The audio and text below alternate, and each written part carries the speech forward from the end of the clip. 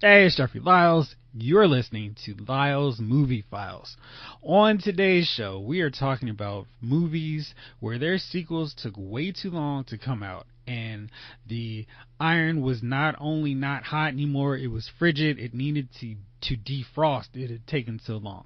We're also talking about TV characters that we used to love and then hated, and then characters we used to hate and now really love. I'm sure you can think up a few examples. If you have some, drop a comment on LylesMovieFiles.com. While you're there, you also can be right in the running to get free passes to see Avengers Infinity Wars. I am giving away passes, so if you want to go to one of the biggest movies probably ever, drop a line, tell me who your favorite Avenger is, and you're in the running. That's all you got to do. And that's all for me. This is a long show. I didn't want to cut anything. It was too good, and I just really enjoyed what we were talking about. So, hope you enjoy it, and I'll catch you back on the flip side. All right, we're here. It's Wednesday, April 11th. It's a very special show. We're dedicating this one to our man, Gunner, whose wife just delivered their son. So, shout out to Gunner and the little gun out there. And Allison, too. I've got, of course, with me, my main man, Chief. What's up, sir? I don't know who that was going to, because just as you spoke the word of whoever you was talking to. That was to you, man. You didn't hear my great introduction? I was setting you up. The introduction was great, man. Okay. But all I heard was, here comes unmuted. Oh, so. All right. Here goes the main man, Chief. So you hear it. What's up, Chief? How you doing? Hey, what's up? What's going on, man? How's everybody, man? Good so far. Let's see how little brother Jace is. Jace, how are you? I'm good. Good deal. And last but certainly not least, Jay King. What's up, sir? What is good, Jeffrey? What's good, crew? How's everybody this week?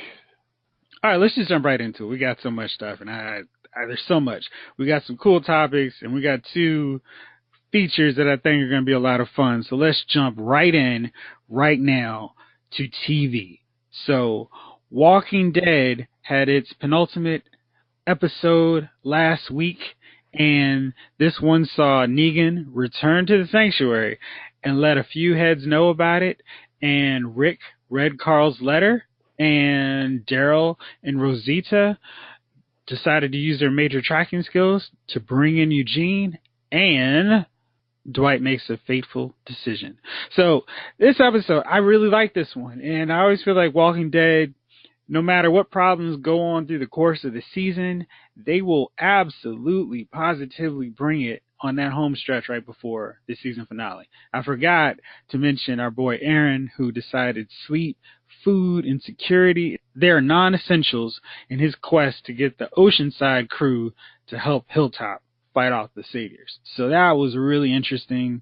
I think he needed to have anything like a long stick, spear, maybe even some rabbits to eat when he was sitting waiting for them to come around. Anyway, so everything was going down. Negan found out that Dwight was a traitor in his camp, and he set him up to set up Rick and his crew. And he told Michonne, the time for talk is over. It's about to be an all-out war. And Eugene has apparently chosen his side. He is all Team Saviors, Team Negan. And he's just a trash character at this point. And Daryl proves once again his tracking skills leave everything to be desired. Gentlemen, what did you think about this episode? Let's start with you, Jace.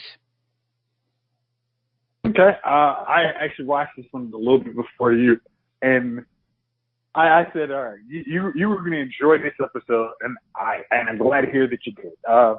This episode kind of really said, like, okay, for all our problems with Walking Dead, at least this is going to be the end of the war, and we're going to have to get to another storyline, because there are too many characters that are kind of dead weight now, and potentially this war is going to knock a couple of them out. I really enjoyed Negan's kind of I know who the idiots are. I'm sorry, not idiots, but I know who the traitors are, and I got this nice trap set for both of them. And Simon, as much as I enjoyed him, his trying to have a coup playing down in the open was one of the dumber things probably you could do. Even though you say he's not a strategist, that was just like, oh, let's have a coup meeting out in the open. I'm sure no one will see this. Even if you didn't know somebody was going to rat you out, that was just stupid. But I like how Negan and Rick said, yeah, Carl, that was a nice letter, but there's no kumbaya after what has happened. We got too many dead bodies on both sides. In a small country, in a small world, each one of these people is important. And after seeing Abraham and Glenn's head bashed in, there's really going to be no return from that on Rick's side. And then Negan's like, you know what, after that whole attempt to kill me like 20 times, I'm not going to let any of that slide, so you're going to go too. So I was glad to see that. I don't know what Aaron was thinking, just kind of not sitting in a tree, Katniss style, just trying to sleep out in the wild with no water, just using using a little bit of water you can find off some rain, and no sleep, trying to get the ladies from the village to come help out. That was kind of like just instant way of, I'm going to see how quickly I can die versus actually, try and save myself. But yeah, I thought it was a very enjoyable episode. Really looking forward to the finale, especially to get into a new storyline after this season. All right, what you got? All right, that was good. I'm gonna let's hear from Chief. Let's hear his thoughts first, and then I'll go from there. It was a better episode. I'll give it that. The Simon whole thing, the Simon thing, like Jay said, man, you knew it was coming to an end, though. I figured my man was going to set him up. Because Negan had put him in that position. We was like, well, you always do the right thing type thing. Now, excuse me if I'm wrong, but Daryl's a tracker, right? Allegedly. I mean, this dude used to go tracking in the forest and get food and find cans and whatever they needed. But Eugene's apparently gets better. If a man runs through ash. Hold up.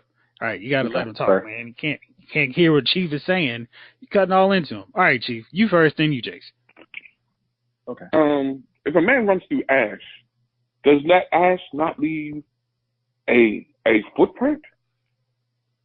So they run up to the ash pile. He must have gone this way. And I'm thinking to myself, well, you'll know if he goes that way because he ran through ash. You see his footprints in the ash. You'll see the ash trailing off. This is what you do. You're a hunter.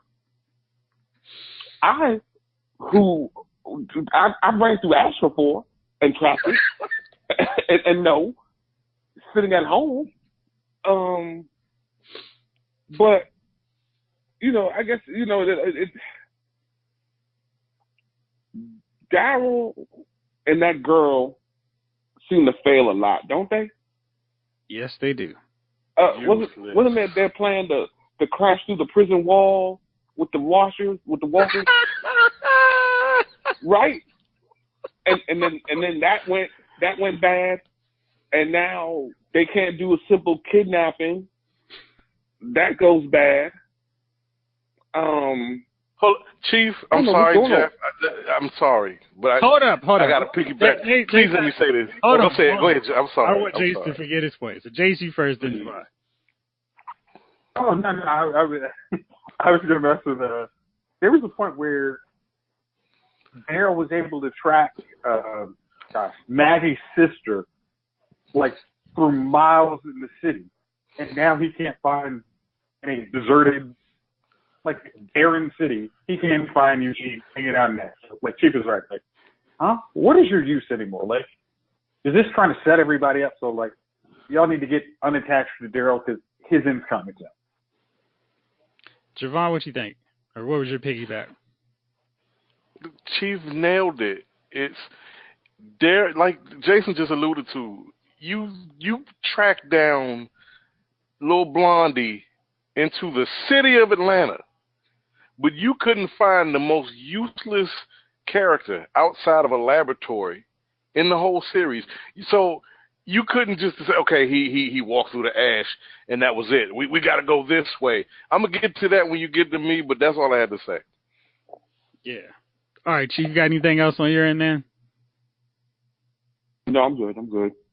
Yeah, I had a lot of problems with the whole Eugene subplot completely. I did think that was a pretty creative, gross out way to escape from somebody by forcing yourself to throw up and them losing track of you for a second. But my main thing, and hopefully I'm not stepping on Javon here, but my main thing was, why are you bothering to make Eugene a hostage and make him work for y'all? He is too valuable to the Saviors. You've already seen it. He's making bullets. He helped the Saviors get the Walkers away from your first plan to kill them. So to me, and maybe there's some, hey, you know, he used to roll with us, but in this situation, in a war, if you got a traitor, you got to take that dude out. He's too valuable to the Saviors, and you can't trust him. So there's no reason to keep him alive. Javon, what's your take on this whole thing, man? My whole take, Jeff, I got a couple things. That this episode to me was a half smoke in a season of hot dogs. So we got a half smoke after eating hot dogs all year, and we thought, oh man, this is delicious. It really wasn't. It was a day old on an old bun. This episode gave you the reveal of who Negan picked up on the side of the road. And if anybody knows in The Walking Dead, they love to do that kind of thing where they tease you with, oh, what's going to happen next week? Who is this? Who is that?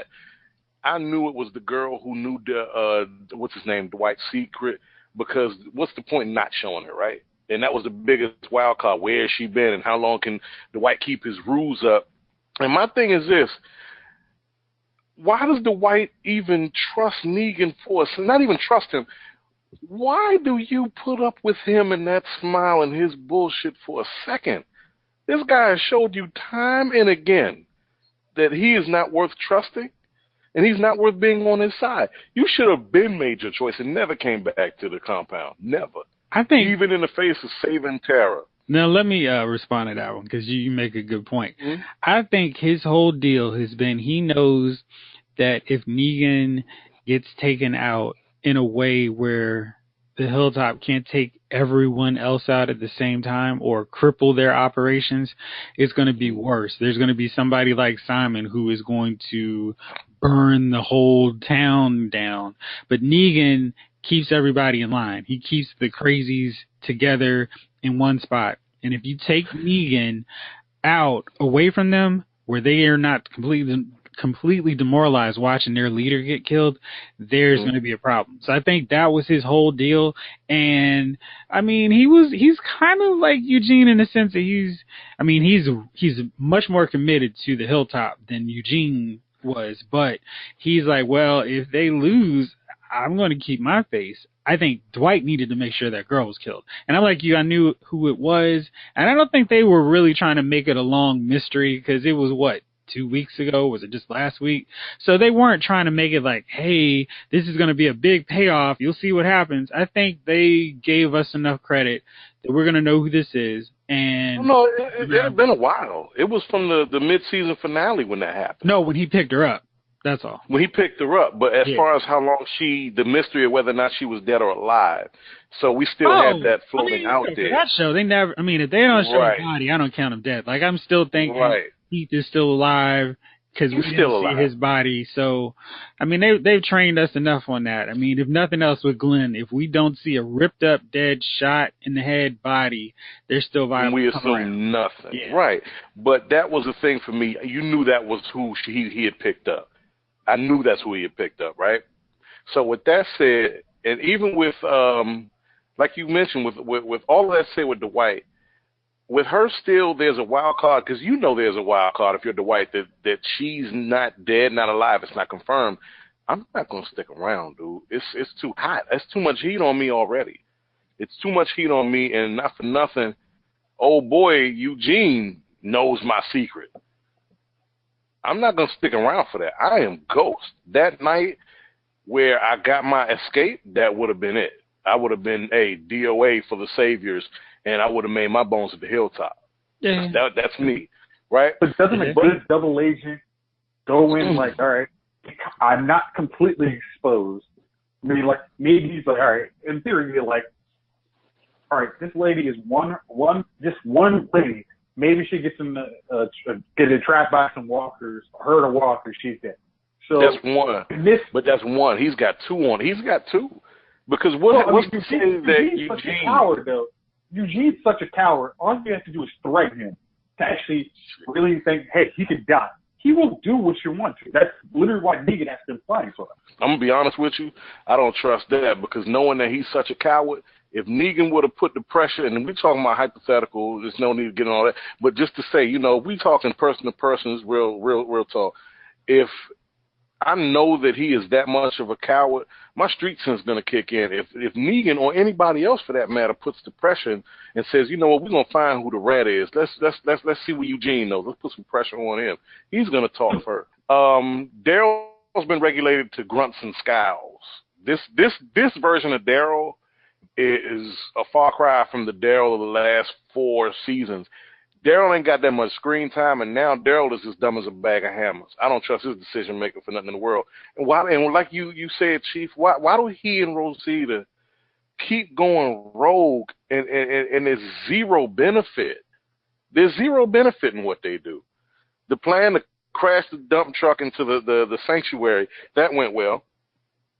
This plan to kidnap the bullet maker, Eugene, that went well. You mean you tell me you guys couldn't have made it 200 feet away from the building without him throwing up? And then don't y'all cover yourselves in blood and guts on a weekly basis? Some puke is what got him away from you, really? Because he threw up? I would have let him get away for a second.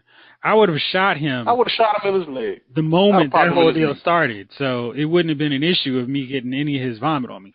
Also, I don't think that this is the end. Eugene is going to hit him with the wee-wee right here. He's going to give them dud bullets. I'm going to guarantee it. Because that whole speech Rosita gave him it sparked something in him. That's why you saw him pull Eugene, what's his name? Eugene pull father, whatever his name is, gave him to the line. They about to pull something on him. Watch. They're going to pull something on him. This is going to turn the tables. I don't trust Eugene. I don't trust Eugene at all. He would have been dead. He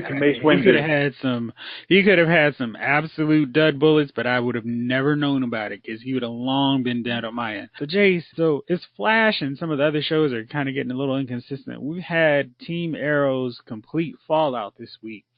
Diggle decided he had enough of Oliver's stuff. He could not trust him anymore. They came to blows. The brothers in arms threw down. And I really was conflicted with this episode, right? So I didn't necessarily love how they set it up, but I thought that Stephen Amell and David Ramsey did such a great job with their performances and making it seem like those characters completely bought everything they said. I was turned around enough that I was like, okay, I'll go along with this. I didn't love it, but their acting was so good that it worked for me. Now, some things also did not work for me with this episode. We have Curtis, who for some reason is the legal guardian to Renee's daughter now. And one of the major plots of this entire season was Renee wanted his daughter back. So he's written out the show. We don't even see his daughter go visit him in the hospital. No one seems to care about Renee outside of the plot device daughter. And now Curtis is working with this new new cop, and they're both feeling each other, even if the cop doesn't like vigilantes. And Curtis is all upset because, he won't like me because I'm a vigilante.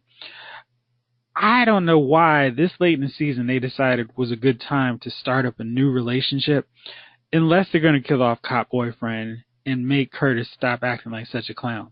But he's the worst. His subplot's so stupid. They managed to drag Black Canary down with them, where she's scowling and not really doing anything useful anymore.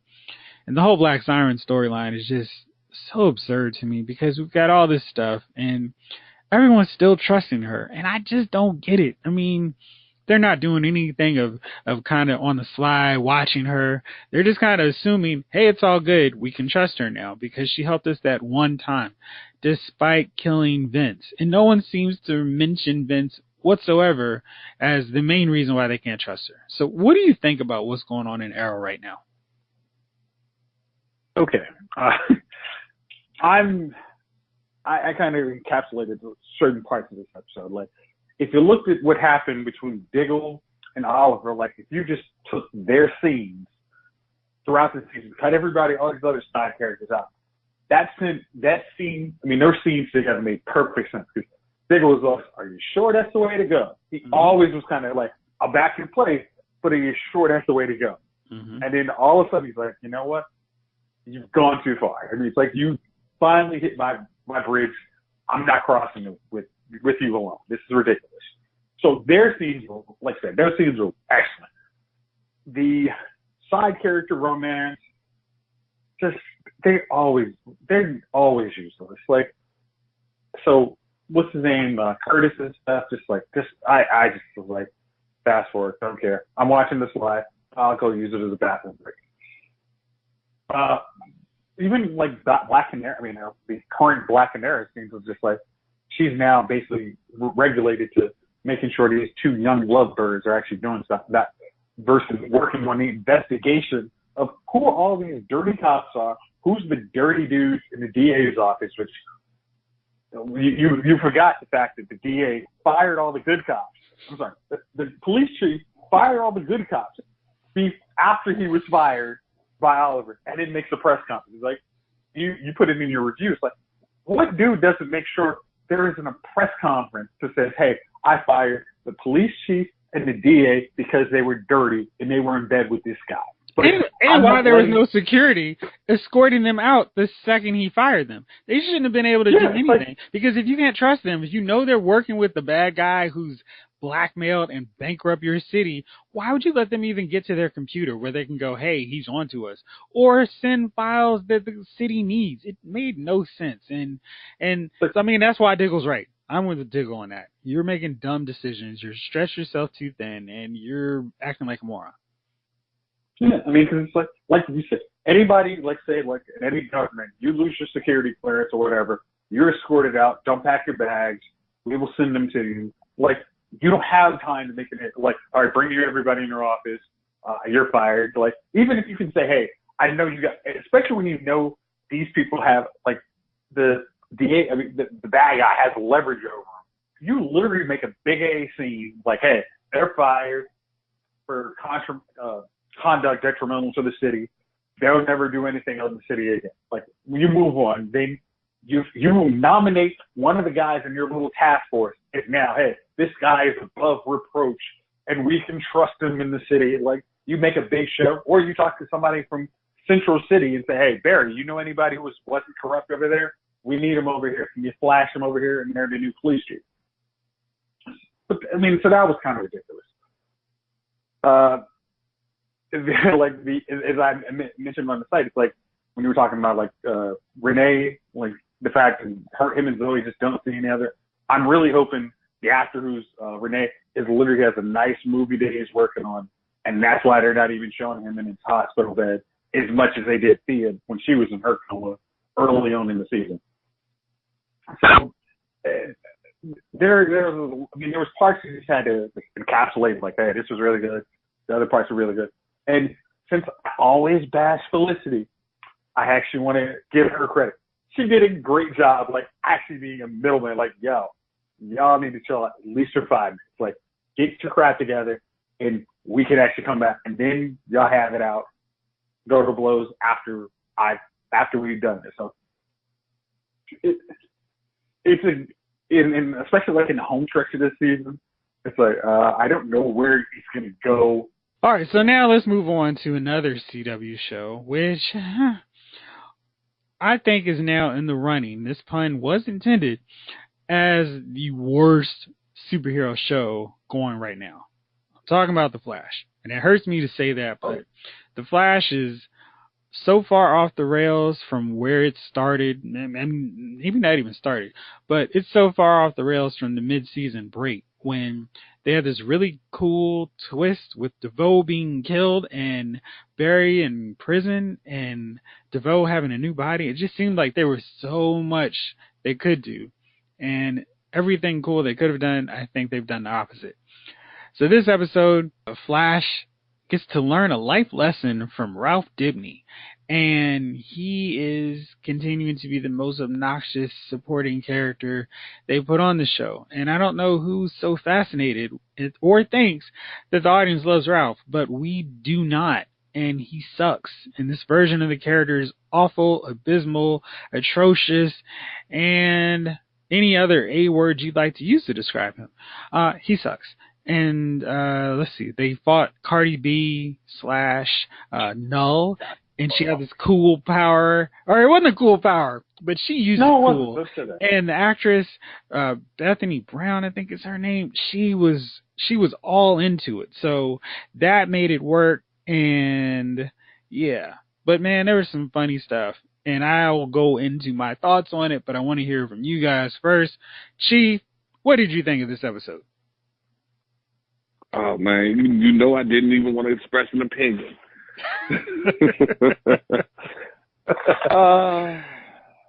This episode was trash. I mean, just trash at the lowest, at the bottom of the bag, where everything just kind of mixes in the trash bag. You don't know what it is anymore. I mean, the beginning was stupid. The Silent Bob, Jay and Silent Bob comedy routine. You know, they leave a jeweled crown outside while they go get a dolly or truck to carry it inside, which after the girl made the box float into the air and smashed to the ground, you find out that the case was only 3 feet by 3 feet. Like, they could have carried that in. It's the Ralph thing, the guy that plays Machete, I can't think of his name right now. Danny Trejo. Yeah, that whole, and I don't want to say nothing bad about it because I don't want the man showing up at my door. But that whole, it was just stupid. I sat through it, man, because that's what we do here at this gig here. But I mean, she's dropping cars. The Flash is floating. It just had no substance to the whole. It was just like if I had wrote an episode and then let it out there. And I don't know nothing about writing, but I might have come up with something better than that. I don't know if they ran out of ideas. I was telling Jeff, I don't know if someone in the group, if they just came to work and said, you know what, we got nothing. The hell with it. What you got? Well, let's put a floaty girl in. All right. What does she do? She just likes to steal shiny things. That's it. No purpose. Just steal them, and then what? Okay. So she's gonna run around, come to the city, run around, no purpose. I mean, hell, after the first heist, she was good. She could have. I mean, so I don't. You know. I mean, where do you begin? Listen, listeners out there, and I know some of you probably watch Flash. Like, the only good part about the episode was the doctor putting in the lemonade recipe and finding out what she found out. Other than that, I just didn't understand it was not entertaining. They had jokes. They were trying to turn it into kind of a comedy. Maybe if I look at it like, because when the Flash does the dancing parts, like you have the Flash the musical, which I don't understand what they do, why they have musical Flash, you know, at some point during the year. Maybe this was comedy Flash, and we just didn't see the commercial saying this was comedy Flash. Like, hey, we got a new Flash episode. It's just comedy Flash. And then that maybe that would have made sense to me, because maybe I took watching Flash in a serious way. You know what I mean? Like, okay, this is a serious episode. You know, things are supposed to be serious. And it was just comedy Flash the whole way through. I don't even know he floats up in the air. And then what made him come down? I don't, like, does he come down because she wants him to come down, or I think they used the power and then dampener on her, so that's why she lost her powers, and that's why it came crashing. Is that what happened? Yeah. And then then he falls like over a mile and lands just perfectly on top of a pillow, and he's cool. I mean, listen, man.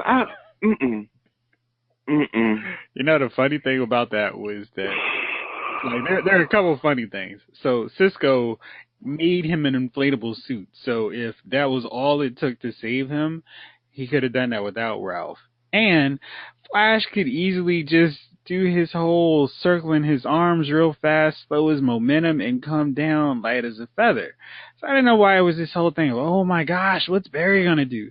It was one of those whack attempts to make Ralph relevant, and they keep trying to force that every episode, and this one really felt stupid, because he was just doing obnoxious things, and he was acting like an idiot throughout the episode. Like you mentioned, when he was in that, when they came to the crime scene, and he just decides, hey, I'm going to throw my arm out here. And I don't care who sees me.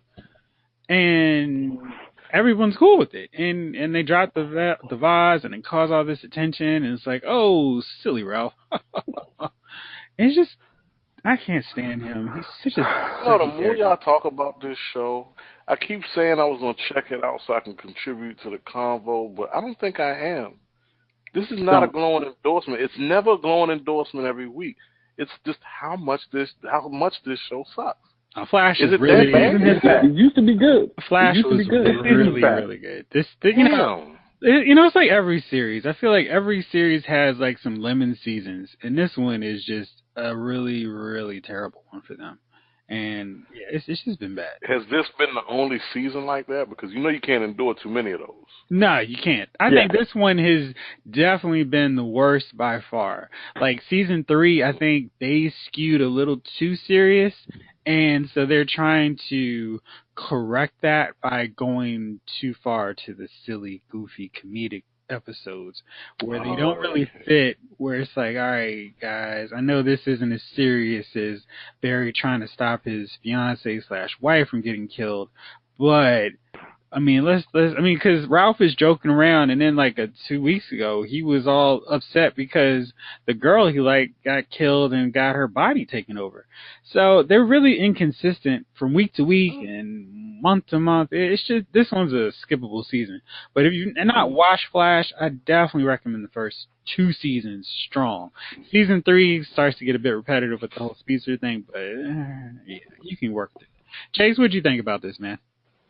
Okay, just putting it bluntly, this was a forgettable episode, completely worth skipping. It was not good.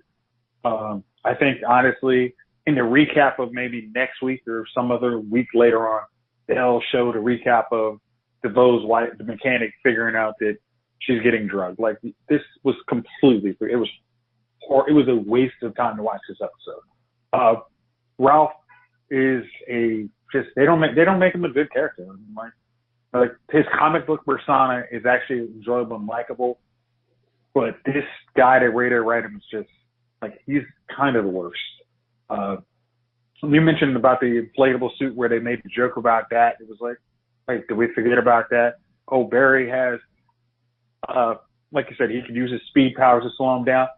And I'm trying to figure out, I don't know. Maybe I got little issues with the whole mass versus force thing. But him just flying down on a whoopee cushion at the height he was is still not going to actually equal a soft leg. Like, I think he's pretty much splat and killing everything, him and Ralph in that instance. Yeah, maybe Ralph is just making himself a super soft/firm whoopee cushion, but I don't know. Yeah, okay. The only thing that was kind of interesting on this was Dr. Wells. At the end of that, I was like, huh. Like his kind of like using the thinking cap kind of at its full potential, and the fact that he already knew who the 2 metas were before Clifford DeVoe was. It's like, okay, he probably has that thing up to full capacity. So is this going to lead up to why you kept seeing that, which we kind of assume that person's from the future who keeps bunching into them. is that actually going to lead to next season will be like Flash and Iris in the future having maybe a kid, or something like that, because I thought that was kind of how it worked in the comic book. I actually have to defer to you or Gunner on that one. But and that's maybe where we start the actual real Thawne issue about them being in the future, and maybe Wells kind of plays a part in that. So that's the only thing. But I would, like I said, if you were watching this episode on Blu-ray in the future, this is a 100% skip episode. Yeah. All right. So I'm going to just end it with my 3 main questions for this episode. So why do they go outside why are they standing outside the door of the person they're trying to arrest, or at least get some information from, and say, this is our plan? No one would need to do that. No one would need to go over the plan in hearing distance of the person they're trying to get. Also, why would Barry, who is the Flash, who's the fastest man alive, sit and let her touch him? Like, I mean, even if he doesn't know exactly what her powers are, why would he let anyone touch him? And he's done that in the prison where he didn't care if anybody saw. I mean, he can move fast enough that people can't see him move. And finally, I guess I have 4 questions. Why does Null throw a car into the air? Is she assuming that Barry's going to come at that exact moment? Like, that made no sense whatsoever. So, like, everywhere she goes, she just randomly tosses a car in the air in the hopes that Flash comes. What happens to those cars? And also, why is Barry not fast enough that he can't go up and catch the dude who's falling in the car? Because he didn't care about the car crashing, which I guess I could have kind of given him some leeway to if he was concerned about the crash debris damage hurting people. But he just let the car crash, and he wasn't fast enough to catch her in the end. I know the show also has to make him slow. Should be, but that was ridiculous. Going back to you made a really good point. Like, why would he let her touch her? It's like, last week you let somebody touch you and you lost your power. So right. Why? If you see someone reaching, I'm assuming, they got something shady. Let me slide away and just kind of let them try and do what they do and figure out what happens later. Yeah, so it was a really stupid episode. Let's move on because there's too much to talk about. All right, so I'm going to start off with this topic that Javon dropped on me, and I thought this was a lot of fun. So, Javon, I'll let you set it up. That way, have your moment here, set this bad boy up, and let's try to break it down. Cool. All right, everybody. I watched the Super Troopers trailer, I think Sunday is when I saw it, and Jace, our time at 135, we watched some really out there movies, and Super Troopers was one of them, even though it wasn't so much out there. It was one of those stoner comedies that we like, right? Now, that was, if I'm not mistaken, 2001 when we saw this movie? Probably at the latest, yeah. Probably at the latest 2001. So I'm going to give it a release date of maybe 2000, right? It's 2018 and they're doing the sequel. And none of these guys have aged well. I mean, nothing. They were probably 30 years old when they filmed the first one, right? The Broken Lizards crew who gave us was that Club Dread as well as Beer Fest. Whoa. Don't hold Club Dread again. Beer Fest was fun. Club Dread wasn't dreadful, but it wasn't. It's like you could stomach it if you were drunk and you were just coming home and it's 1:30 and you have this or I don't know Her as your options to watch.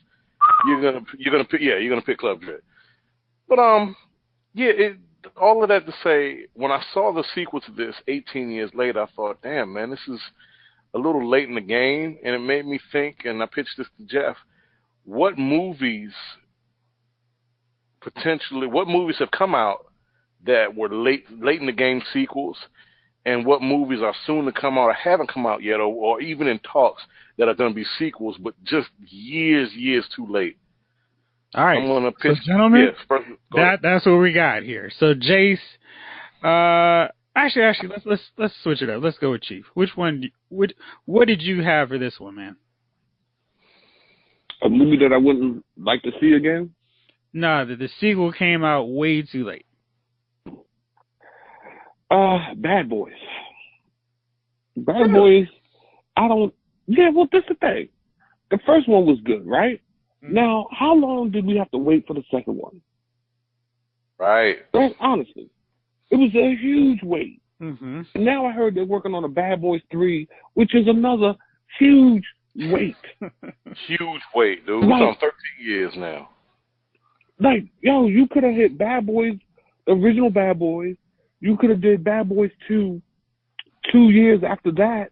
And really, we could have been on Bad Boys 4 or 5 by now. With Kevin Hart. I mean, it was. I'm telling you, dude, that was disappointing to me. And I was like, yo, why are they coming out with Bad Boys now? I'm like, that's just, it's way too much. It's way too late. It's a long time now. And not saying that it wasn't good. That's not my argument here. My argument is that it was way too late for the sequel. Like that should have came out years earlier. So Bad Boys was definitely like, they are stretching the hell out of that franchise. I don't know why they want to make a movie every 10, 15 years. Not sure. It doesn't make any sense to me. I mean, if you're going to do the sequels, do the sequels. And plus, Chief, to add to that, they old as hell. Martin and Will are 50-year-old men now. I mean, we ain't that far off it. But to be young, hip action dudes, man, y'all a little off the curve. Mm-hmm. Yeah, Bad Boys. That took too long. Hey, it was way too long. In fairness, Chief, Bad Boys 2 was Bad Boys 2 and 3. That was 2 movies in one. So we really kind of got a third film out of them already. Now it's really like the official one. But man, that movie was, I love Bad Boys 2, but man, it was like 2 movies. It was like, wow, we're still going. So anyway, I really like that one. Good choice. You got any other ones? Thank you. No, I'm good. All right, Jace, you're up. Okay, I got 3. It was one of those movies, like it's like, as we've seen on Vacation, I can quote every line in this movie. Like, I loved Anchorman. Like, Anchorman 1 was hilarious. Oh, yeah. I mean, it was like a Judd Apatow movie that didn't have that long, like, rehabilitation part. It was literally like 5 minutes, and then we're back in the comedy. I love that movie. The sequel was 10 years too late. It was just like, come on, guys. Why not just follow the same? I mean, just come up with something similar and make some new jokes. So that was way too long. The next one, Dumb and Dumber 2. Both those guys, that was just, that moment had passed. And now the rumor is Bill and Ted 3. Just this is one of those times I understand that the studio is trying to give you $1 million or $2 million to do this movie, but just go like Nancy Reagan said, just say no. So those are my 3. All right, Javon. Oh my God! Hold up, before I'm real quick before I get to mine. Jason, you serious? Bill and Ted 30 years later? Bill and Ted 3 is coming. 53-year-old Bill and Ted. All right, I can't wait. Can't wait. All right. I got two that we've watched, and some people, it's a toss up. Some people like these movies, a lot of people don't like them. Not Beverly Hills Cop. 48 Hours, another 48 Hours with Eddie Murphy and Nick Nolte, and Godfather 3. I'm gonna start with another 48 Hours of the 2 past movies that I chose, because another 48 Hours came out 7 years after, or 8 years after the original 48 Hours. It came out in '82, and you had a young Eddie Murphy who was red hot. I mean, Eddie Murphy at that time was coming off his SNL success, was getting ready to put out Trading Places. Best Defense was getting ready to come out, which he was only in for like 3 minutes. Eddie Murphy was red hot in Hollywood, man, and that was his coming out party. The movie itself captured everything. You had Nick Nolte, who was the ultimate Hollywood white man, or one of the ultimate Hollywood white men at that point in his career, and young red hot Eddie Murphy that everybody had to have a piece of. and it worked so well. It worked so well. Eddie was just young and saying whatever was on his mind. The script was loose. You could tell they were just. It seemed like a lot of the movie, especially the interactions between Eddie and Nick Nolte, were just off the cuff. It didn't seem like anybody wrote a lot of their material. It was just going for it. The second one came out 8 years later after Nick Nolte was now a middle-aged dude, and Eddie Murphy had gotten to be one of the biggest stars in Hollywood and really wasn't hungry anymore. And we all know that, like, when comics aren't hungry anymore, that's pretty much the beginning of the end for them. You know, it's always, they're still going to be a funny person because they're funny people naturally, but that just off-the-cuff funny where you just let them go, that's kind of reserved. That's kind of, it's subdued now. It's not reserved, it's subdued. Because now this guy has, 10,000 acres in the Hollywood Hills or Beverly Hills. He's not starving anymore, so he's not eager to make you laugh. He's rich, and that's what you got out of Another 48 Hours. It was scripted, and it was really kind of stupid, and it was too late. It was 8 years later. It didn't happen in the time frame that it should have, and they really had nothing to go with. It just somebody put together a story, say, hey, it's Eddie Murphy, it's Nick Nolte to make some money. The second one of the past films is Godfather 3, because that was, 20 years later, and nobody asked for it. Nobody asked for it. We were just fine with Godfathers 1 and 2. The third one was, I don't know, man. It was Jordan with the Wizards. Godfather 3 was Jordan with the Wizards, man. It was just before Screaming Al Pacino. And they made Al look really old. And I know that was in, 1990 or so, when that came out.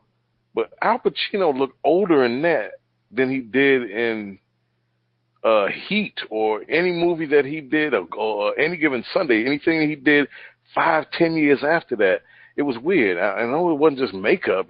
He just looked really tired in that movie. And it was bad. It was bad. It wasn't just Francis Ford Coppola's daughter. I mean, she stunk, yeah, but everything about it was terrible. It was like they did themselves a great disservice making that movie. And whenever you see a Godfather marathon, it's only Godfather 1 and 2. Godfather 3, for what it's worth, never happened according to AMC. And AMC does their marathon of Godfather. Yeah, Godfather 3 you're not seeing. So that was too late, and it was too little. They didn't give you enough. Andy Garcia tried his best, and I think he could have went somewhere with it. It's just the movie, the script itself was terrible. They really shouldn't have, and they waited 20 years too late. Javon, you said you had 2, right? That was your 2. Yeah, that was my 2. Okay, all right. So I had Godfather 3 on my list too, and you raised a lot of issues. I think the biggest problem with that is Godfather 1 and 2 are some of the best movies ever. And Godfather 3, if it was if they just changed the character names, I think people wouldn't look at it with the same disgust they do. But I think one of the big things was that in Godfather 2, we saw Michael at the height of his game, and he did some real shady stuff, but we wanted to see more of what was going on with Michael. And I thought this third one was just like everybody hates Michael Corleone. And so he's just beaten up emotionally, physically, he's worn down, and then it doesn't end on that. Yeah. Not that it needs to end on a happy note, but I mean, his daughter dies, and the last scene is him keeling over in a desert pretty much, and he's just in a little chair. I felt like we needed to see more of his downfall, not kind of, oh yeah, Michael's this great guy, and I don't know. It was the end of the line, and you nailed it. We saw a withered old man in Michael Corleone, and that's not where we left off with him. Right. When we left off with him, that wasn't who he was or what he would do to become. Yeah. I mean, Kate was beating him down in the third one, and no one wanted to see Kate talking down to Michael without catching it. I mean, it was just like, what is this? You going to talk to Michael like this? Mike would fly over across the room like he had teleportation powers and clock you. And Mike's goon was strong. Right. And it was just like, dude. And then his son was barely around, his daughter. I mean, I always feel like Sofia Coppola takes so much of the blame, but she was okay-ish. Winona Ryder definitely would have been better, but I mean, she wasn't awful. Like, I mean, she wasn't the worst performer I've ever seen in a good movie. She stood out as not being good next to Andy Garcia, but of course, right? And she didn't have the chops for that. She's not Hayden Christensen. We beat her up. But I don't think Hayden's that bad either. Hayden's not that bad. It was that was such a terrible script that you couldn't help but be bad within it. Yeah. So, all right, but yeah, we 100% agree. And I read, because I was looking up movies, and that was one that was like, oh, definitely. But Coppola didn't want to do it, but he was striking out with some of his other films, and he was like, well, people tend to like this. He originally wanted to call the movie The Death of Michael Corleone, but Paramount wanted to call it Godfather 3, and nobody ended up happy. Because for me, I don't like watching this really cool movie character just stumbled through his life. Like, he can't see people betraying him. His sister, who was kind of on the brink, finally coming around, and now she's supporting him. He was just such a weak character, and I felt like that wasn't earned. Like, we just had to assume all this bad stuff happened to Michael. Happened in that time, and you couldn't. You couldn't. It was like this is not the Michael we left off with.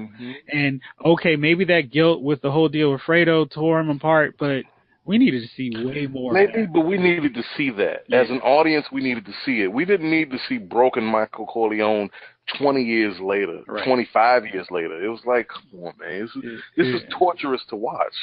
So I have another in a long string of sequels, another two. So I'm going to go with the first one, because this one was a movie that it's like rare when there's a sequel, then I'm like, I don't know if this is a good idea, fellas. For me, that was definitely Indiana Jones and the Kingdom of the Crystal Skull. I had no interest in watching that movie, and I was like, well, Harrison Ford can still do this old Indiana. I mean, he doesn't have to go hopping and flying around and doing everything. He can be a cool, he can just do the Sean Connery deal from Last Crusade, and that could work out just fine. But this movie seemed like there was so much agenda to it. Like, okay, let's gracefully edge Harrison out so we can put Shia LaBeouf in and let him take over the franchise. Nobody wanted that. And it was a silly, goofy movie, even by Indiana Jones standards. And I don't feel like anybody who loved that series before was excited about that movie. I feel like it was way too long. We didn't need to see old Indy struggling to be Indiana Jones. And I felt like Harrison Ford was like, I'll do this thing, but I'm not really feeling it. So that was definitely another one on my list. And my last one, For a Million and Two Reasons, also features Harrison Ford. It's not Blade Runner 2049. It is Star Wars The Force Awakens. This movie, much like Godfather 3, picks up where we've not seen our beloved characters for so long. They've gone through some traumatic events that we don't see, so the characters have to tell us through barely thrown together conversations, kind of offhand remarks, and we're kind of supposed to be invested in this new group of heroes with Rey, Poe, and Finn. But the problem with this sequel trilogy that continues to persist, even with the latest film, Last Jedi, they can't move ahead because they have not addressed all the subplots and characterizations of the old characters. And I think if they had made episode 7, when was all right, so George Lucas wrapped up Revenge of the Sith back in 2005. If they had gotten around to Force Awakens even 3 years later, so if they started the sequel trilogy in 2008, I bet more of the focus would have been on Luke, Leia, and Han, and we could have seen what happened. We could have seen this fall of the Jedi, and I just think George Lucas probably wouldn't have gone through so many different changes. Like, he wouldn't have crapped on all his characters from before just to get a new generation over, who still aren't quite as over. I mean, this sequel trilogy has spent so much time updating us on Luke, Han, and Leia, when defending itself. Right. It's like they should have moved forward. if they had gone 30 years in the future where Luke, Han, and Leia are all dead, maybe we're seeing videos, we could move forward. But I feel like this sequel trilogy is so stuck on explaining, hey, this is what happened, and don't hold on to the past, move forward. But the whole movies are still doing the same thing. But it's like, yeah, you're not moving forward either. Right. Your characters that you're introducing don't move us in any direction. And it's not just because we're holding on to the past. It's because they don't add anything new. Mm-mm. Every time, and I'm sorry, Jeff, I'm cutting into your point, man. Every time Luke, Leia, or Han was on the screen, I instantly forgot who they were. Whether it was Oscar Isaac, whether it was Daisy Ridley, or what's my man's name? John Boyega. Of course, I don't know their brother names. Yeah, John Bodega. Boyega, not Bodega. That's a totally different guy. Boyega. Every time they were on the screen, I instantly forgot they were there. Mm-hmm. They just don't capture. They don't capture you. And I felt bad watching Han, like, because it's like, you ever run into a dude that you went to school with? And it's like, it's 20 years later, you still doing the same thing we was doing back when we was in school, huh? Exactly. You still old people, you know what I mean? I was doing bad, man. It's right. Han ain't changed. But you know what's funny? Because to me, with Force Awakens, my favorite part of the movie was the first half until they met up with Han and Chewie. Because I felt like there was a purpose to the movie that totally shifted to, oh, cool. What's up with Han and Chewie? What have they been doing? Where's Leia? Where's 3PO? What's up with Luke? Where is he? And I thought that the first half was fine because we were caring about these new characters. And then the second Han came, it was like, oh, here are the guys you really came to see. And then the rest of the movie was, what's going on with Luke? Where is he? Can we get to Luke? And, oh, he's on this mountaintop. And he's not going to say a word. Watch the next movie to find out. And, yeah, so it's just this weird thing of, like, do you want to had its own identity to start with. Yeah. And then they just throw it away for nostalgia. Mm. It's like you said, like it's kind of like as soon as you saw your fan favorites, it's like, oh, I'd love to gravitate to these guys, but like I said, I came to see these guys. You guys put them in promotional, so I knew they were here. So I don't really care about these guys you're trying to get over. So thanks for trying that, but I'm here for these guys. Yeah. So those are my three. So yeah, it was. I like that one. That was a fun one. So I've got one of my own for us to play too. So I was watching. I'm gonna give you my first one right away, so you guys can then share yours, and I'll go back on the back end with my other ones. I was watching Gotham. I am very far behind on catching up to where Gotham is right now. I am probably like 5 episodes back in season 4, but Gotham is probably, without a doubt, with respect to Black Lightning, because it's just in its first season, my favorite comic book TV show right now. Gotham was a show, when it started, I was like, I don't know about this. There weren't a lot of comic book shows at that point, and people were reading the reviews, so I'm like, I'll stick with it because people want to read the reviews, and they're checking it out, the stats for it are great, okay. So I was not invested, but as the course of the first season rolled out, I started to kind of like what they were doing. And then season 2 got better, season 3 got even better, and then season 4 has just been really good. I mean, it's like, this is a show that's embraced its absurdity, is not looking back, and they've really built up this universe of an alternate take on Batman to the point where they're confident. They can do stuff that's a lot of fun with it. In the first season, I hated one character. She really stood out to me as the most obnoxious and needless, pointless, waste of time. Get ready to press your fast forward button whenever she came on screen supporting characters. That was Jim Gordon's fiance, Barbara. She was annoying to no end. And then, like right at the tail end of the season, I think the writers actually were like, you know what? It's not working with her. We wanted to do something, but it's just not clicking. And let's go a different direction. They went a different direction with Barbara, and it made all the difference in the world with her character. She's so unpredictable, fun, and she's actually one of those characters. Every episode of Gotham, she shows up. I'm like, all right, this is gonna be great because Barbara's in it. She's gonna do something crazy or say something really funny. And so she's a character who I started hating, who I have come to love and appreciate. So I ask you guys, give me no more than 3 TV characters who you started out hating, and then however long it took, you started to come around and actually really like them. And then on the flip side, I wanted you guys to find 3 or come up with no more than 3 characters who you used to really, really like, and then gradually over time, they became super annoying and irritating, and you just can't stand the sight of them on the screen anymore. Chief, let's start with you on this. All right, so you was gonna come to me last. Oh, my fault. I did say that. Well, I'm sorry. I did say I would come to you last. All right, Chase, let's go to you first. Okay, so I'm gonna kind of keep it short. One of the character I actually hated, but not really hated, but I thought she was kind of annoying, was Laurel from first season of Arrow. It's like it was kind of basically putting in that CW love triangle angle that they basically try to do every time. It's like, oh, I used to love you, but I really love your best friend. And it was kind of dragging her scenes on. And it was like, wait a minute. Oh, that's supposed to be Black Canary. Like, why the hell is she doing this? So it was kind of annoying. But then kind of as the seasons progressed, she became a more fleshed out character.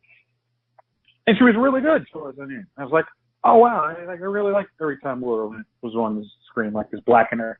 Of course, then they killed her off and made her Black Siren, which she used to be really cool on that, but now she kind of sucks on that. But that's not her fault. And I hate to say it, but we all know where I'm going. I'm going to stick with the same show. Characters I really used to love. Man, Felicity, the first season was like super cool. She was like awkward, but she was like that female friend, like you never actually hiccup her because she knows how shady you are. But then you're like, oh, she's cute. And then all of a sudden she started being the smartest person in the world. And then it just became like after last season, a couple seasons ago, where she could basically deactivate a nuclear bomb using a portable device. It was like, okay, I literally can't stand it.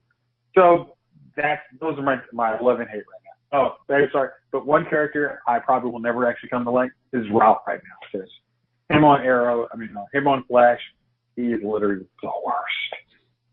I totally agree with you. It would take a small miracle for Ralph to win me over, and I don't think they can do it.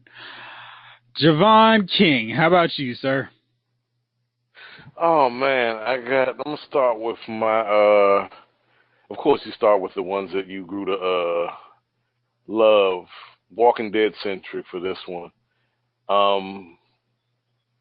I used to hate the governor.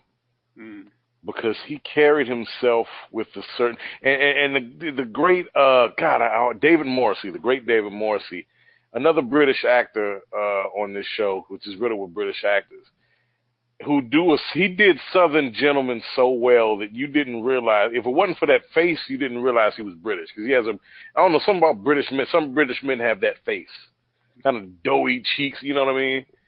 He has the British guy's face. If you didn't know it, you would think this guy was a Southern gentleman born and raised in Tennessee somewhere. He's that good an actor. He made you hate him in the beginning stages of this character development. It wasn't until he lost everything and you saw this broken man trying to redeem himself that you said, hey, he's not that bad. But that fire still burned in him, which makes him, to me, probably one of the greatest characters in the history of The Walking Dead. Mm-hmm.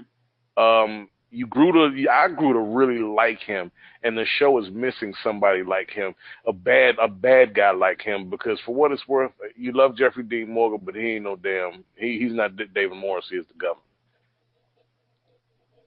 That's my number one. Number two, I watch Rick and Morty. And in the beginning stages, I hated Jerry. Because he was a sniveling punk. You hated Jerry. He wasn't a man. You know, he didn't stand up for himself. He didn't stand up to his father-in-law. He just kind of let Rick come in and destroy his life and push him out of his own house. He kind of stepped up in the last year and became a man. And you got to see a little bit of what made Jerry tick. You know, lowered expectations, failed dreams, 2 kids and a wife later. You know, everybody tends to go through that. You know, what you thought your life was going to be. He kind of redeemed himself. You know, by stepping up to the plate and saying, "I'm taking my family back. God damn it." Third character that I used to hate, and now I really love, another Walking Dead character. No, actually, scratch that, because I got a Walking Dead character and characters I loved, and now I hate. We're going to go shameless on this one. I used to hate Frank, because Frank was such a piece of garbage. But over the last 2 seasons, he's kind of redeemed himself as a human being, incrementally. Not totally, but slowly but surely, he's tried to step up as a man and as a father. I really like the character arc of William H. Macy's Frank. It's William H. Macy, so you know he's going to do a great job. Mm-hmm. Now on to the 3 that I hate now that I used to love. Daryl Dixon, number 1 on that list, because Daryl Dixon was really a developed character over time. Man, he became at first he was such a wild card and an outsider to that group. To the point where he got to become one of the fixtures. He was a foundation member of that group. Mm-hmm. He still is, but they've kind of relegated Daryl to just grunts and stares. His dialogue, his dialogue, man. His lines are just you messed up, or you saved those people. They wouldn't be here because of you. Like, come on, man. Daryl was number 2 behind Rick, man, in the group, and now this is what we got. Him being a bumbling number 2 to what's her name? What's the girl's name, y'all? Rosita, yeah. He's the bumbling number 2 to her now. Come on, man, get out of here. What happened to him? His contract must be up soon. He must want to leave the show. I don't know. So there's him. I used to love me some Olivia, what's her name, from Law and Order. I used to love Mariska Hargitay in that role, but that show has been on since, like, I was in middle school. And I'll be 40 soon. It's time, dude. It's just time. There's nothing, yes, the city is New York City. The city never sleeps. There's always a million crimes happening, but Jesus, just let it go. Or at least let Olivia retire. Because her still making that lemon face, that face like she's eating a lemon for the first time. It's enough. Number 3, that's a strong toss-up between Family Guy's Brian. I love Brian because he was the voice of reason early on in the run of the show. Mm-hmm. And now he is everything that's wrong with society wrapped up into one character, who happens to be a dog, which is perfect. Right? I'm going to go with Brian. Brian gets that one. He can keep that one. All right. That's my 6. Not bad. All right, so here's mine, because I told Chief he'd go last. So I told you I'm gonna start with my hate to love.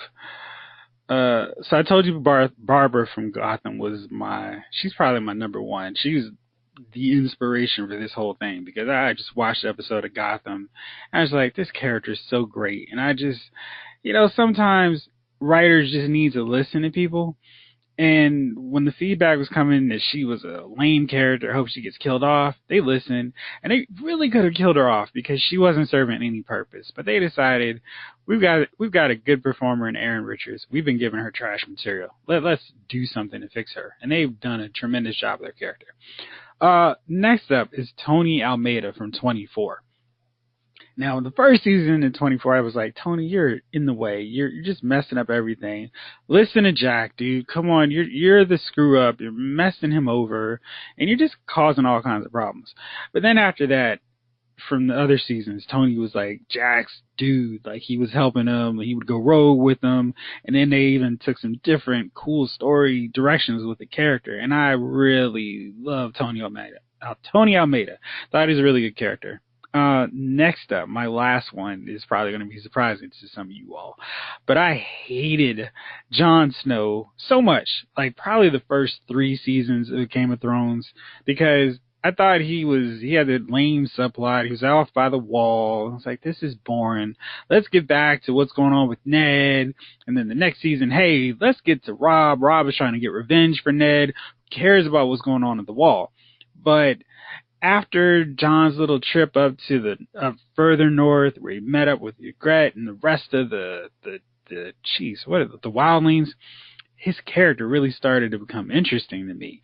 And then as they've kind of shifted the series more to him being a principal main character, I've really enjoyed his character growth and where they've taken him from just that bastard kid who was just sent up to the wall to do nothing to be the guy to help turn the tide and save all of Westeros. So I've really, really enjoyed his hero's journey. It's been a lot of fun. Now, I used to love and I used to hate, and I hate him now. Jace, you called Felicity, and I knew you were, and I was like, no, let's get there before Jace, because he's gonna crap and take Felicity. Yeah, but Felicity used to be one of the best supporting characters in the history of these superhero shows. She became the archetype for Flash, for to a lesser extent, Black Lightning, and definitely Supergirl, that quirky sidekick who was all into pop culture, who could do everything with the computer to make the life easier for the vigilante superhero. Somewhere when the fans started clamoring for Oliver and Felicity to get together, the writers decided, yeah, let's do that. And even though Felicity was with really nice guy Ray, she was really pining for Oliver. And then right around the time she started mouthing off and getting in Ra's al Ghul's face without getting stabbed, I realized they started taking some different... they were taking Felicity down a path where they really did not need to, where she became invulnerable because she was with Oliver. She no-sold getting paralyzed. When she ended their engagement, she walked out of her wheelchair to make her point.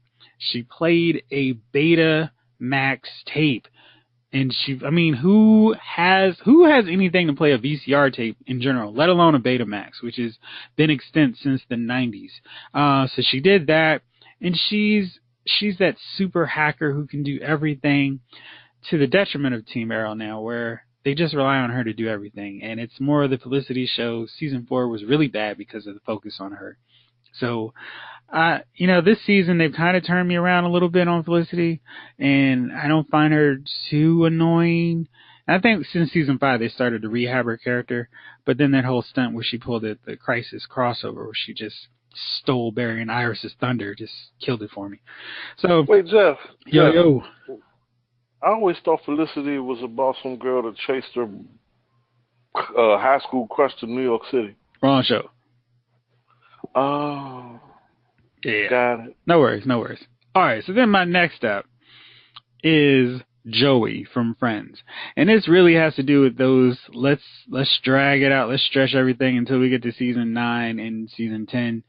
Because Joey was like the lovable, goofy character who was kind of like the little brother to everybody. And he was fiercely loyal to his friends. And I hated the fact that they wasted any time putting him and Rachel together. And I just thought that was such a crummy storyline, and it just is not the kind of thing that a crew of friends would do, and it was just weird. And I never understood why Ross was even remotely cool with it, and why Joey thought that was a good idea.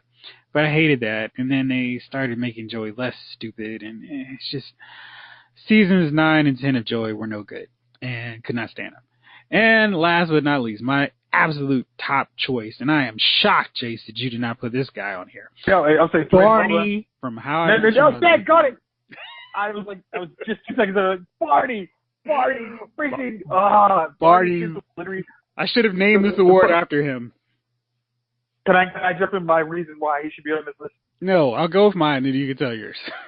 All right, fine. How I Met Your Mother was not the Barney Stinson show until season 3. And those first 2 seasons, How I Met Your Mother was a great, funny show that finally seemed to be that successor to Friends that every network had been scrambling, trying so desperately to find.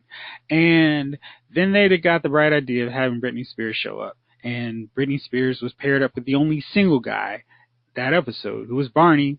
And everyone loved that episode, and because it was so Barney focused, the writers were like, well, let's make Barney the focus of the show. And Barney went from being that snarky Chandler kind of playboy who made a quick remark, then ran off and kind of did his own thing, into the main focus, the scene stealer, and everything revolved around Barney. And like Joey, he had an ill-advised relationship with the main guy's ultimate crush, and it kind of caused this weird dynamic between the three of them. And then Barney just went from being the funny guy to being this obnoxious clown. And I really hated seasons 3 through however much longer this show ran until Barney, because Barney he became a terrible, selfish character, and he was not funny, and it was just obnoxious. Jace, what were your reasons? Okay, I actually have to apologize for not. I must have zoned out and not looked at my Blu-ray collection when I thought of it. Honestly, like the first 2 seasons, like Barney was like the dude, literally, like your boy who does just random enough stuff, and then when anybody asks you why you keep him around, literally was like, yo, he has my back. Like this dude, like balls to bones. This dude has my back. He's literally will not betray you. He will throw you in some awkward situation just to make you laugh or have a good time or get your mind off stuff. Like he was a real stand-up dude.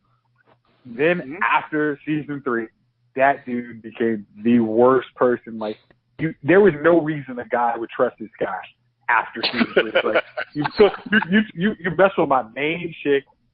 If I leave you with any of my little chicks that I kind of have a crush on, you might hit on him just like, hey, everything's fair as long as you ain't married. It's like, just nah, because dude, I don't trust you, dude. So it was like literally he became such I'm trying to figure out what's the PG words I can use. Nah, you can say it. It's fine. He was kind of like complete douchebag. It was like literally like, get this dude around. Like there's no guy that would trust this guy. He's literally like, he's like kind of that term frenemy. He's like, nah, I don't want some dudes don't have those. Like we can get rid of dudes. We think a dude's shady. We're like, hey, get lost, man. I lost your number. Yeah. Don't call me. He literally became that character after season 3, and it was just horrible. I mean, like, cause he was like I said, he was a stand-up dude, and then he just became a complete bastard. So, but doesn't that happen with all of these shows that become like a really popular? Like, it's not so much that they become, I guess, hated character. Well, it's naturally you're going to hate them because they're getting more screen time and the show becomes more focused on that character. Like, I don't know, Good Times became JJ centric. Modern Family is now Gloria. Oh my God, look at my titties. It's like, I'm super Colombian. It's like, come on, man, enough. This was a much better show before we took that route. Listen, Modern Family was a better show before Lily grew up. I mean, honestly, that was not her fault. It was just like, y'all are kind of, y'all. It's not her fault that they aged her to a wooden little Asian girl. It's not her fault. No, I'm like, I mean, it's just been like, okay, this was funny a couple seasons ago. I still have it on my DVR, and I literally just keep accumulating episodes. Like when I'm cleaning the dishes, like I'll get a nice chuckle, but can one of y'all answer this question for me? And that's all I gotta say. Is that show a documentary or what? Is this a family documentary? It's like The Office, but with a family. I mean, I say The Office, I mean the actual Office from the UK, not the crap. I don't care what anybody says. I will not watch the U.S. version of The Office. The U.S. version is a bastard child. It's a bastard child. The beauty of the... Hold up. Go ahead. Sorry. We going on. Yeah. All right, Chief. We've gone with our choice. What's yours? All right. So we're going to start out in the beginning of The Walking Dead. I hated Carol. She was matter of fact, she was in that abusive relationship. She was getting whooped on in the beginning. She couldn't keep track of her daughter, who ended up being a walker. She was just, I mean, you when you first saw Carol, you was like, oh, this girl's not gonna make it. Mm-hmm. She's not gonna make it. You know, fast forward a couple of seasons later, you know, she's the hardest dude. She's the hardest one in the group. You know what I mean? No joke. No joke. I've seen Carol do some things. You know, you just like my favorite episode with Carol was she told the little girl, "Look at the flowers. Go and look at the flowers. Aren't they pretty?" Yeah. So Carol became one of my favorites. Mm-hmm. Also from The Walking Dead, who became, well, I used to like, but then at the end, I didn't really dig no more, was Carl. Carl came up in the midst of everything. And if you look back at early Carl was one of the wildest characters out there. Like, Carl was like a honey badger. He just didn't give a damn. You know what I mean? He was just doing his thing. I mean, he wasn't, you know, he was like one of those fearless characters. And then, I don't know, somewhere in the midst of this, Carl just seemed like he lost what was something that made him Carl. And maybe, you know, I mean, maybe the writing was that way, so that people, by the time they did kill him off, you would be okay with him going, maybe, perhaps. I don't know. But those are my two from The Walking Dead. I don't know if any of you guys watch Power. I don't, but go for it. Well, the main character's dude's name is Ghost. He's got a wife. He's in love with this other girl. Works for the like an FBI type thing. Well, the girl he's in love with, not his wife. She was cool at first. I'm not digging her anymore. It always seems like you get a character, something happens between the two main characters, and one character won't listen to the other no matter what. Like, you've been through all this other stuff together, which is cool, you know, but I'm starting to not dig her anymore. And I had one more, but who's that? I think the thing was I had it in my mind, and then we started talking about whatever we were talking about just now, and I lost it somewhere in the middle of Barney and so and so forth. So I guess I'll just run with those three for right now, and let it go as that. So those are my three characters. All right. Now, those are the ones you hate. Did you have some that you hated that you now love or like? Well, Carol was the one that I hated at first and I liked. Okay. Carl was the one that I liked at first and I hated, and the other girl was the one that I liked at first and now I hate. Oh, and the Game of Thrones. I hated Littlefinger at first. Littlefinger. Mm-hmm. And you know, the reason why I hated Littlefinger at first is because the guy who plays him, whenever you see him in the show, he's a shifty dude. You ever, like, for example, in Black Lightning, the dude who's running the ASA. Yeah. Yeah. Like, whenever he played the character, usually that character is shifty. So the minute you see him, you know what I mean? The minute you see one of those actors, like a Michael Ironside, the minute you saw Michael Ironside, you knew this dude was going to be Josh Shiesty. Yeah. You know, there's certain people who play certain characters all the time, and as soon as you see them, you're like, uh-oh. This dude's going to have some crap with him. What's wrong, man? You know what I mean? So that's what I'm saying. You could think of a dude right now that I haven't even named, that as soon as you see him, you know there's going to be some crap. And that's how I felt about Littlefinger. As soon as I saw him, I was like, damn, this dude, every movie, every show he's playing, this dude is sexy. Dude, what's on that? Sam I don't Elliott. like him. Hey, man, that's what I'm trying to tell you, man. You know, as soon as you see him, he's gonna provide. You know, he's gonna put something. He's gonna throw some salt in the game at some point. Mm-hmm. So, Littlefinger, I'm watching Littlefinger, and like I said, the minute I saw him, I think he was talking to old girl at in the house of ill repute. Mm-hmm. And I'm watching, and I'm like, man, that dude. I said, yeah, this dude, he's about to, I said, he's about to kick off something. I said, I don't know him. I don't know his character yet, but I know it's not going to be good for anybody. And it's somewhere in the deceit and the lies and the trickery that was Littlefinger. I was like, yo, this dude is kind of, you know, he's just getting it. He's out there getting it. You know what I mean? Yep. Littlefinger is making a way, baby. You know what I mean? That's what he does. You know? I mean, he just like he was always up until the end, man. He was kind of one step ahead of whoever. Mm-hmm. And that's what I loved about him. I was like, man, yeah. I'm gonna roll with this guy.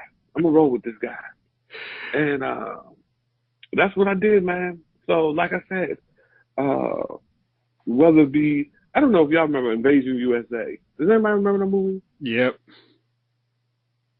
Remember the bad guy in that movie? Who was that? Ooh. This is a Chuck Norris movie back from the 80s.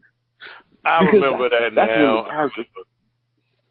Well, that dude there, whenever you saw that dude in the movie, you knew that dude right there. You know what I mean? Like, here we go. And like I said, the dude from Black Lightning, the ASA guy, dude. You knew, as soon as you saw him, you was like, yep. So, Littlefinger, the minute I saw him, I was like, man, I don't like the dude because I know he's about to kick up something. And then the more he started doing his dirt, man, the more I just love me some Littlefinger, man. I could have watched a whole Littlefinger episode. Just watching the way he moves, man. He was just so slick about it. Yeah. So at the end, man, you know, I was just like, damn, not my man. That's Littlefinger, baby. Nah. You know. Yeah, but he had that stuff coming. Yeah, Littlefinger had it coming before we even got to know him. You know what I mean? Littlefinger had that guy coming somewhere in magical land before we even met him. Littlefinger was dirty from the beginning, but the way he did it, boy, I mean, Littlefinger, whew. That's my man. I'm gonna pour out a little fruit punch for Littlefinger. All right, fellas. Well, let's wind this bad boy down. Let's go real quick. Y'all don't have to, because I'm sure we've kind of talked about it already. But let's hear that dumbest TV character of the week. Jace, let's start with you. Got my man Aaron on that one. Aaron to be sitting out there in Walker Country, just hanging out. He has no food, no water. He's just just going to sleep in the middle of the forest and just assuming that everything is going to be all right. I mean, there were some people who did some dumb stuff, but that was just like not even serious dumb, just completely moronic. So he was my dummy of the week. Yeah, I don't know. I can't. Please let me say something. I disagree because this is going to turn the tides. Aaron's play is going to what leads them. Watch how the Forest Lesbians come out and be the most clutch of this season, this episode on Sunday. No. Watch. I don't think any of us disagree with him trying to recruit them. It was going to sleep in the middle of the woods, assuming the walker is going to show up and start munching on you. It's the Walking We saw what happened to Carl. We give a lot of concessions. Dude, that was. You had to give a big I'm surprised you were not all over that one. I'm gonna go with Orange Chicken number 45 for thinking he could fire Robert Mueller. This guy is consistent donkey of the day, week, month, year. He never disappoints Chief, how about you? I'm going to say, what's his name, Simon? Yes, I'm. Yeah. Yeah, that's a good one. Look, see, this is the thing, man. And not even because I know everybody's thinking that the other dude should have got low. But here's the thing. Basically, you have gone. You know you've shot up the garbage people. You know that you were telling these people that you're in command now. You know Negan is back in the building. And there's nothing to stop anyone from telling him what you've done. Matter of fact, he gets, you know Negan is sadistic. So he gets in the office, he calls you out on something, makes you kneel like he's going to bust you in the head with the bat. You tell him, nah, Negan, it's, you got to do what you got to do type thing. He's hard right there. Okay, Negan lets him go. Now, as soon as Negan let me out of that room, I'd have hopped in the car. And look, I'm 80 going north at that point. I already know what's coming. In the wind. So, yeah, I don't know what he was thinking, man. He's just chilling around the compound, trying to still take over the Saviors. Listen, you had a few Saviors that were loyal to you, right? Okay. You take them dudes. Hey, Rob. Hey, Thomas. Sharon. Let's get the hell out of here. He knows. You know what I mean? And then I would have got low. So he holds court in the middle of the court. Right? So they come out. They shoot everybody but him, right? So he's like, you're a bastard for telling Negan. So Negan's like, yeah,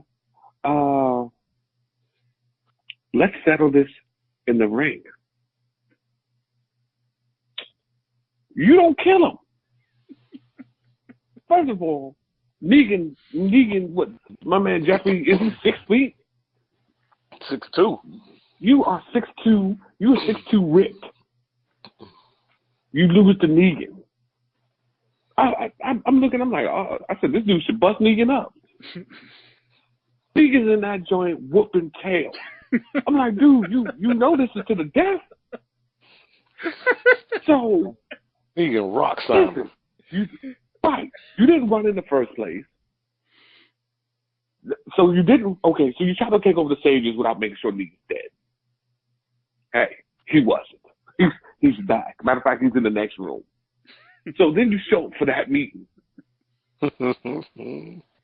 Let's gather in the courtyard. Go to the courtyard, get caught. Then he's like, yo, let's fight. And then you lose the daggone fight. And I'm like, dude, like, what are you doing? What are you out here doing? Like, has anyone seen the forgiving side of Negan since we've been here? Yeah, it doesn't exist. It doesn't exist. So, what you thought he was gonna let that go? Oh man, you good. You defied me. You defied me for the last week. You didn't come looking for me. You tried to take over my crew, but you know what? I'll forgive it. And you went against my direct order. It's all good. Right. He was gonna kill you anyway.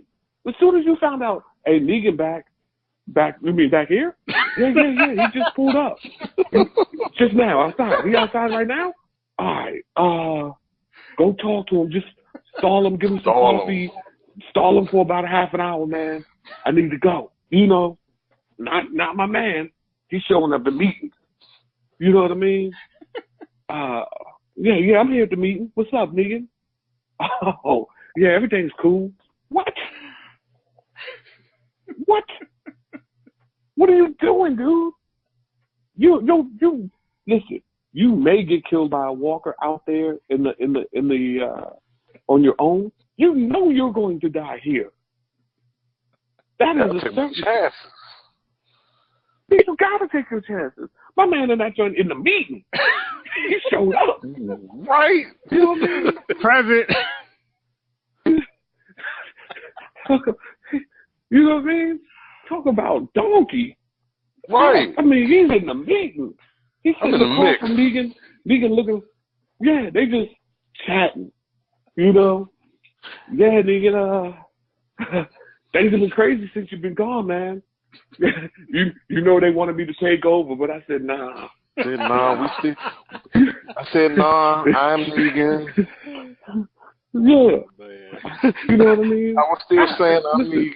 Listen, man. You know, hey, this dude here, and then on a one-on-one, on a dude smaller than you, not as strong as you, dude.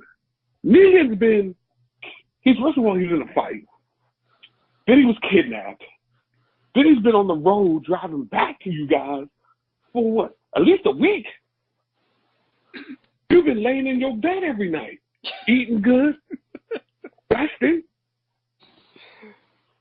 You telling me this dude's back and you couldn't whoop him? Niggas had to be exhausted. And he's supposed to beat the skin You're out of supposed me. to go in that joint, man. You know what I mean? He's supposed to beat the skin off Negan. Was he? And then loses. And is sitting outside in a zombie face, chomping at the fly. Biting the air. Looking silly as hell, biting the air. Biting the air. Oh, sucker. That's what you get. You know what I mean? You're out there biting the air. I said, what's he biting at? Just biting. You know what I mean? Just biting.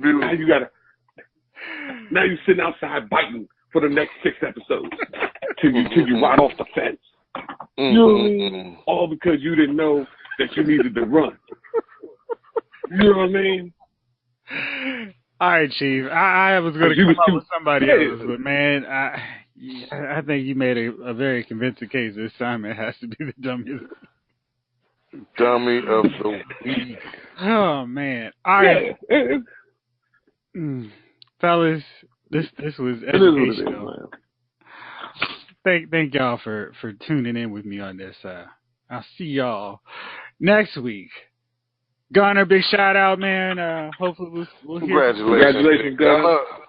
All right, fellas, we're wrapping up this bad boy here. All right, so that was episode 26 in the books now. Hope you enjoyed it. I'm still recovering from WrestleMania weekend. There was 1 million hours of wrestling that I watched from Friday or Saturday to Tuesday, and I'm still recovering. Shout out to Johnny Gargano and Tommaso Ciampa for having one of the best matches I've ever seen. If you have not seen NXT TakeOver, definitely check it out.